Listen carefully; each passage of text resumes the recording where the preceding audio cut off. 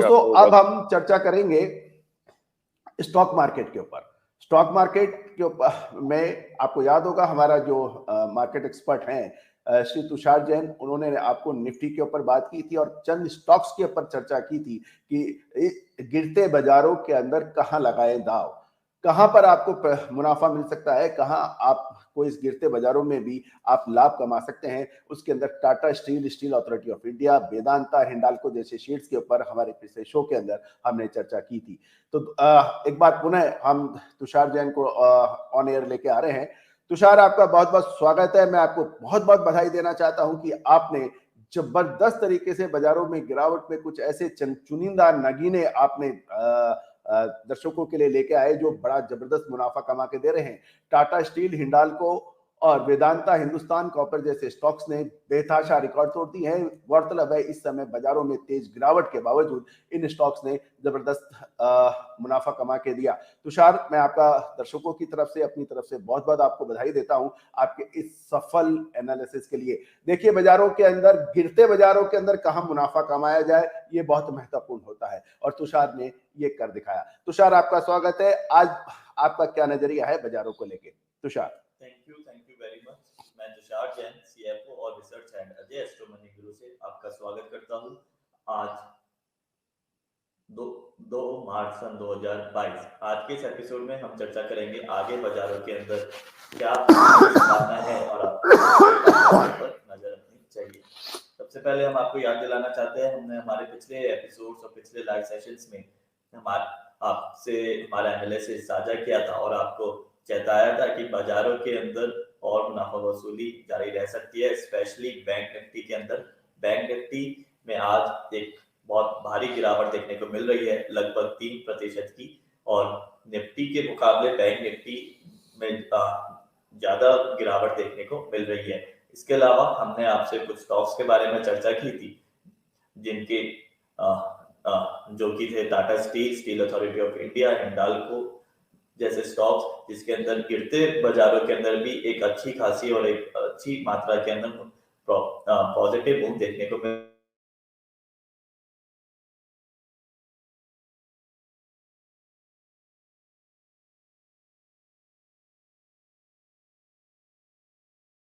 रही है। National aluminium में लगभग 60% की तेजी देखी जा रही है और स्टील अथॉरिटी ऑफ इंडिया लगभग 4% की तेजी, इनफैक्ट 4% से ज्यादा की तेजी स्टील अथॉरिटी ऑफ इंडिया में देखी जा रही है।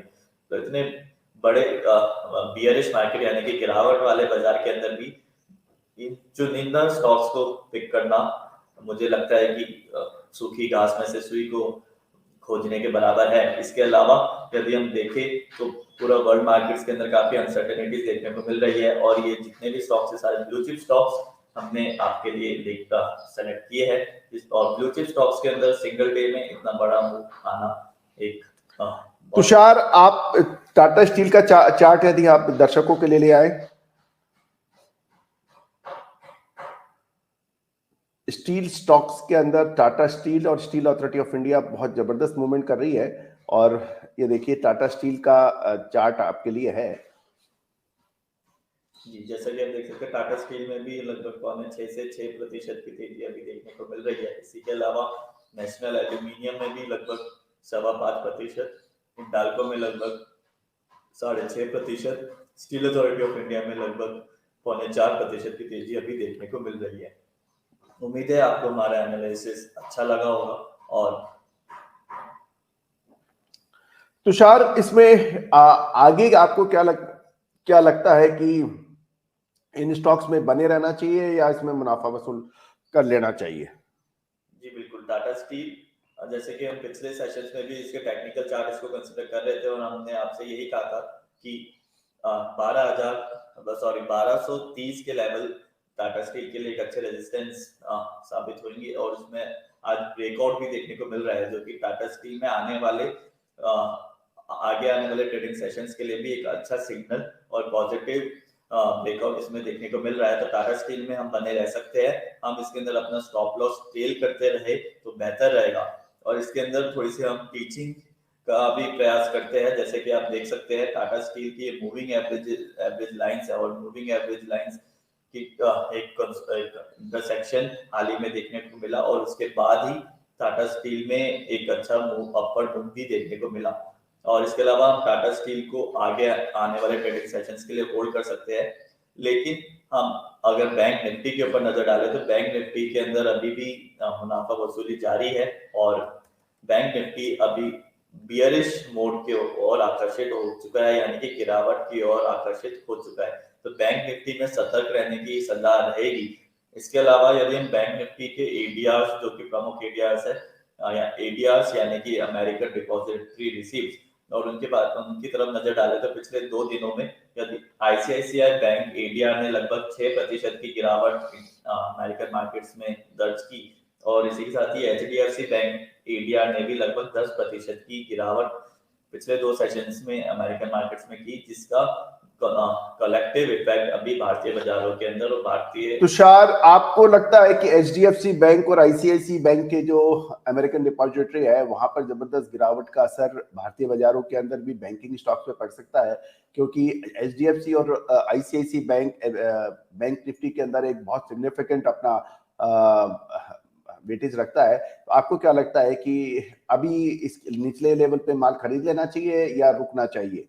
तुषार जी, बैंकिंग सेक्टर्स के अंदर फिलहाल मौजूदा स्तर पे बाइंग की सलाह नहीं रहेगी। हमें थोड़ा सा वेट करना चाहिए, थोड़ा और मार्केट को टाइम देना चाहिए और जैसे इसमें रिवर्सल के सिग्नल्स मिले तभी स्पेशली बैंकिंग स्टॉक्स पे नजर रखनी चाहिए। लेकिन मेटल स्टॉक्स के अंदर अभी भी पॉजिटिव रुख बना रह सकता है और बने रहने की पूरी संभावना है।